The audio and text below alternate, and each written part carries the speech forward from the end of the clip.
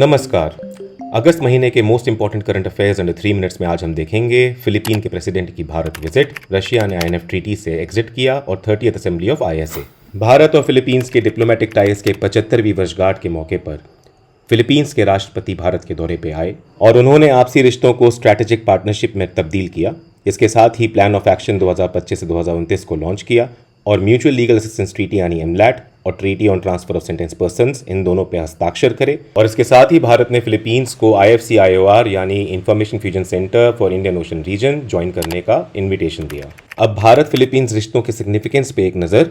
Philippines 2024 से 2027 तक ASEAN India dialogue coordinator है। इसके अलावा फिलीपींस के ईस्ट में साउथ चाइना सी है, जो कि चाइना की 9- लाइन के तहत एक इंटरनेशनल टेरिटोरियल डिस्प्यूट्स का सोर्स बन चुकी है। 2024 में फिलीपींस भारत में मैन्युफैक्चर्ड ब्रह्मोस मिसाइल को खरीदने वाला पहला फॉरेन स्टेट बन चुका है।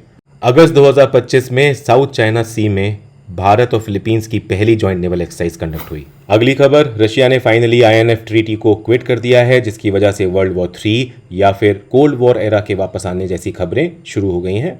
INF यानी intermediate range nuclear forces treaty 1987 में यूएस प्रेसिडेंट रोनाल्ड रीगन और सोवियत लीडर मिखाइल गोर्बाचेव ने साइन करी थी। इसके तहत वो सारी ग्राउंड लॉन्च बैलिस्टिक और क्रूज मिसाइल्स जिनकी रेंज 500 से 5,500 किलोमीटर के बीच है, उन्हें डिस्ट्रॉय किया जाता है। यूएस ने इसको 2019 में ही छोड़ दिया था। अब यूएस रशिया न्यूक्लियर समझौतों के इतिहास पे एक नज़र। 1969 में सॉल्ट यानी स्ट्रैटेजिक आर्म्स लिमिटेशन टॉक्स के नेगोशिएशंस के तहत ये समझौता हुआ कि कोई भी नया ICBM या इंटरकॉन्टिनेंटल बैलिस्टिक मिसाइल नहीं बनेगा और साथ में कैपिंग होगी SLBMs पे। इसका रिजल्ट था एंटी बैलिस्टिक मिसाइल ट्रीटी और सॉल्ट 1 1972 में।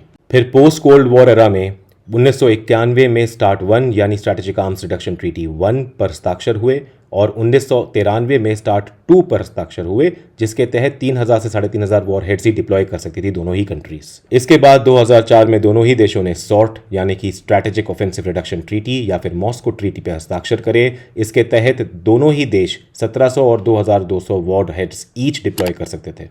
और फाइनली 2010 में दोनों कंट्रीज ने न्यू स्टार्ट ट्रीटी पे सिग्नेचर्स करे और ये फोर्स में आई 2011 में। इसको last remaining nuclear arms deal माना जाता है दोनों कंट्रीज के बीच, जिसको कि 2021 में एक्सटेंड किया गया 5 साल से। ये first verifiable US Russia nuclear arms control treaty है और ये दोनों देशों के स्ट्रैटेजिक लॉन्चर्स और ऑपरेशनल वॉरहेड्स पे लिमिट लगाती है। अगली खबर, 30th assembly of international seabed authority यानी ISA संपन्न हुआ।